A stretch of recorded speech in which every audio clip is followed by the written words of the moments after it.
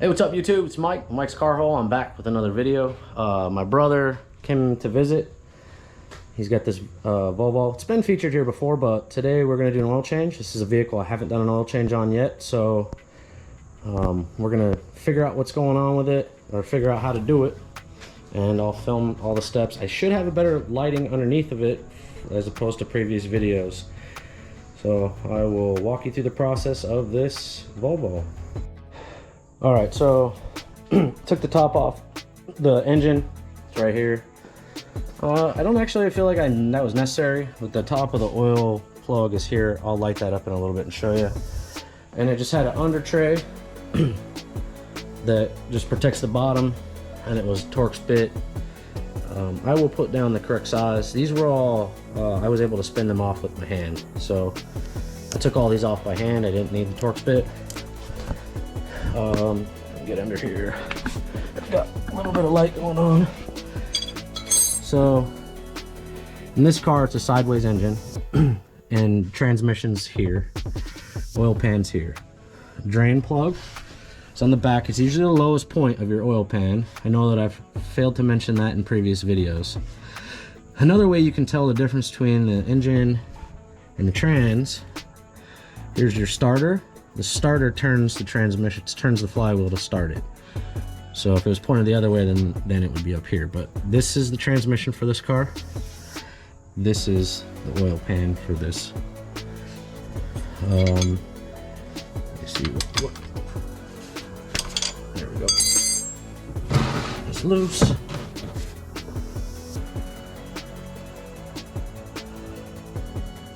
As it's getting closer, keep forward pressure on it and try to avoid, and because it's pointed this like this, the oil is going to shoot that way initially, so you need to adjust your pan. Also, for my last video when I made the big mess, I did make sure I pulled the vent tube, so hopefully I don't have as big of an issue as last time. A little bit of spillage, but that was my fault. So we're going to let that drain out for a little while.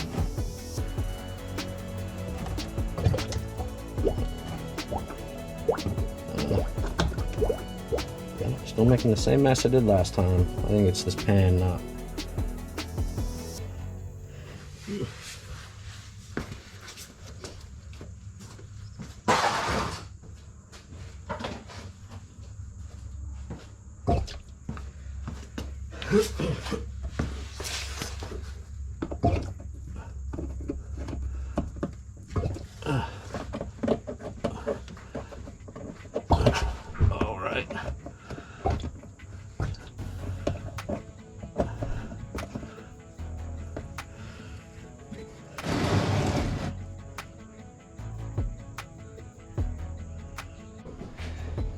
Alright, so it took me a little bit of time. I got a socket on it. The oil filter is here. Let me get the light up here so you can see. I got the socket. Goes down in here. I had to move the power steering reservoir, just pick it up, pull it off. I think I'm going to need that to pull that out of there. So the size is a 36 mil wrench, so I'll just set this down real quick. And while I'm doing this, I'm letting the underneath the car still drain.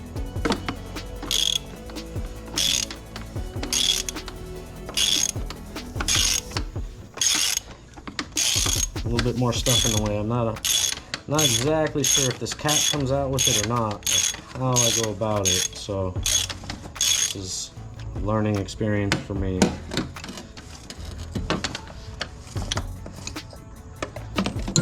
Like I said, 36 mil, and I'm using a half drive.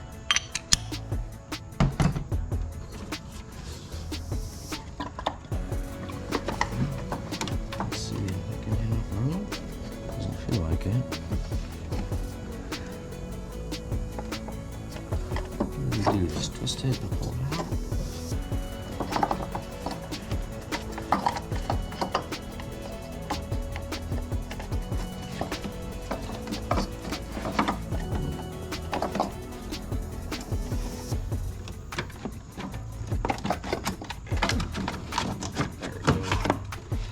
filters out. Let's see if I can get the cap out too, because I think there's some seals on there we gotta replace.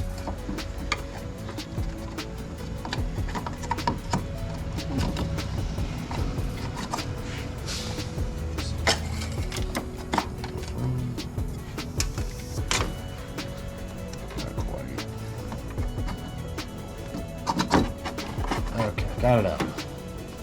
So they should be, looks like, as opposed to my Volkswagen, it's just one seal here, so it should be in the new one. And then I'll put it back in the same way. I'll put the cap in, get it in that little hole, and put it back on. So, all right, we're good for now. So just like I did in the Volkswagen one, I have a little pick to get the seal out. Take the seal out. All your new filters come with them. And I also mentioned this was a Wix filter 57806. I'll put it down in the description.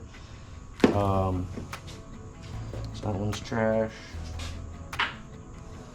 Get the new filter, the new seal. There's already, normally I lubricate these, but this cap still has a little bit of the old fluid on it. Not super concerned.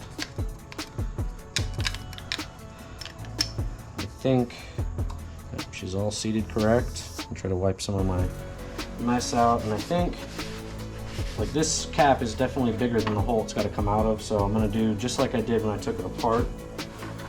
Put one piece in at a time and then put them together in that smaller hole. But let's see, we can show you down with the cap off. Here's your reservoir. Make sure you don't spill a bunch of crap in there. Oh, all right, try to get this thing back in. So I'm pretty sure I can't. Also, if anybody's watching this video and knows a better, or the correct way of how to get this thing out, please let me know. When I do this in the future, I will definitely use whatever tips or tricks you have for this one. Because I don't exactly know. I know you couldn't do this without taking that reservoir off of its spot.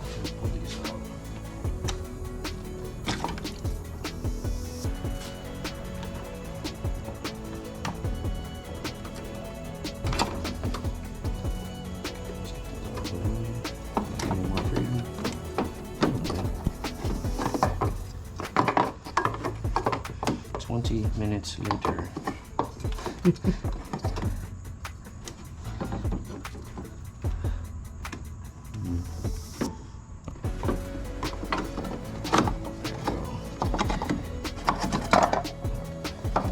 It's in the spot. I'll hold it up over here. Get the filter down. Add some of this stuff.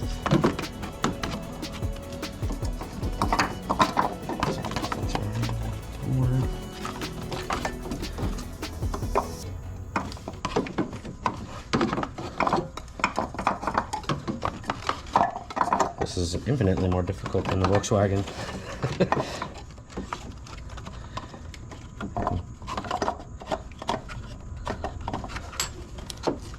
Okay.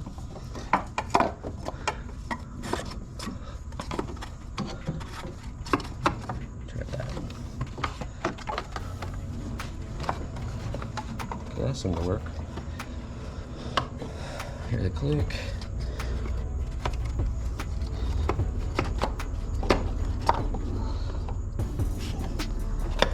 Alright, so that seemed to be a good trick. When you get the cap back in there, push it over here into this intake a little bit, this way, and then you can push the filter onto it.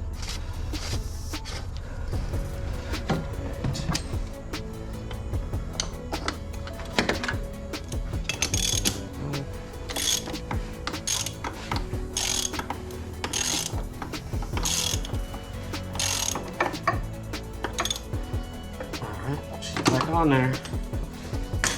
Place is plug all the stuff in that I unplugged.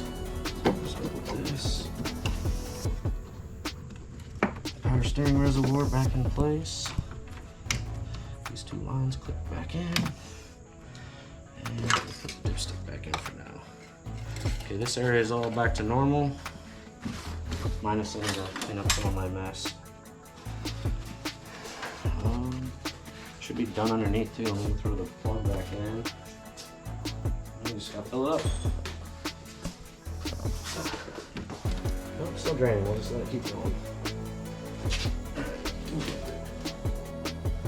All right, so we're just gonna button it up now. I told you I'd get back to you with the bit I needed. It's actually a T30 Torx bit for all the under tray bolts. So under tray. All the tools I use in this: 17 wrench. I used a pick for the seal, half drive with an extension, 36 millimeter socket, a funnel, and I have 2 ramps. I'm just gonna get under the car, put the plug back in, and we'll start putting oil in it. It said online this thing takes a lot of oil. I don't know. We'll see once we start adding it.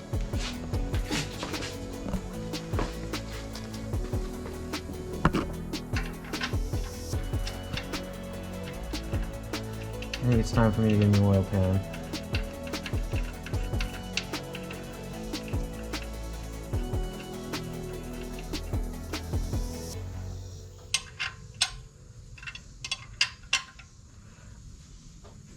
Okay, that's in.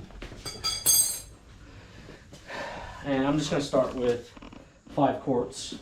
I'll get most of the way this done. We switched this car to full synthetic. 530 full synthetic. I believe it's the first time this one's getting synthetic, so it'll have to stay that way now. Oil fills right in the middle. I'm just gonna hold the cap and fill her up.